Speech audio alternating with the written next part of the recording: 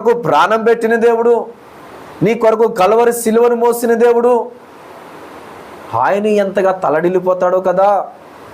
ఈరోజు దేవుడు జ్ఞాపకం చేస్తున్నాడు.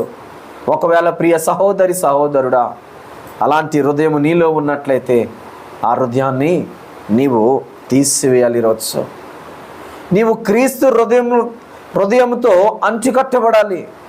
ప్రభువైన క్రీస్తు వలె నువ్వు మారాలి.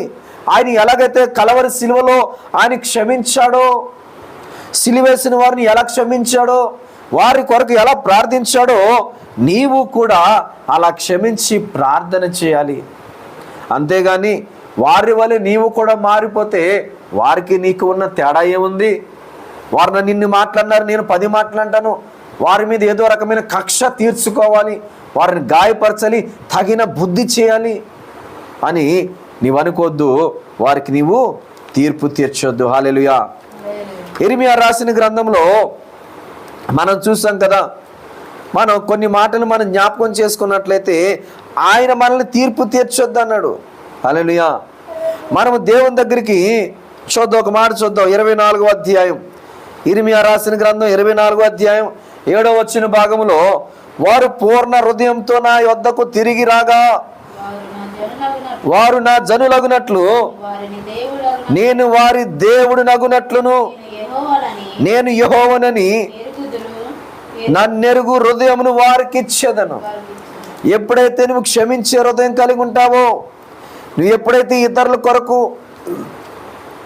ప్రార్థించే హృదయం కలిగి ఉంటావో, నువ్వు ఎప్పుడైతే వారి తప్పులను జ్ఞాపకం చేసుకోవో, ఎప్పుడైతే నువ్వు పూర్ణ హృదయముతో ప్రార్థిస్తావో, ఆయన అంటున్నాడు కదా, పూర్ణ హృదయముతో దేవుని వద్దకు నువ్వు వచ్చినప్పుడు నువ్వు ప్రార్థిస్తే ఆయన అంటాడు అనమాట, నేను నీ దేవుడినైనా యెహోవాని.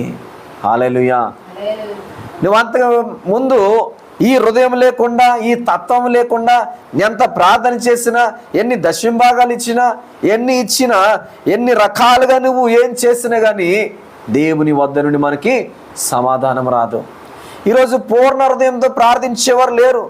చాలామంది అంటూ ఉంటారు, నేను ప్రార్థిస్తున్నాను జవాబు రావట్లేదు, నాకు దేవుని వద్ద నుంచి నాకు పిలుపు రావట్లేదు, దేవుని వద్ద నుంచి నాకు ఆశీర్వాదం రావట్లేదు, దేవుని వద్ద నుంచి నాకు ఎలాంటి కూడా మేలులు రావట్లేదని చాలామంది అంటూ ఉంటారు. మొదటిగా నీ హృదయం పూర్ణ హృదయంతో దేవుని ప్రార్థించు, ఆరాధించు. నీ హృదయాన్ని మార్చుకో, నీ ఆలోచన ధోరణిని మార్చుకో, నీ మనసులో ఉన్న పాపపు ఆలోచనలు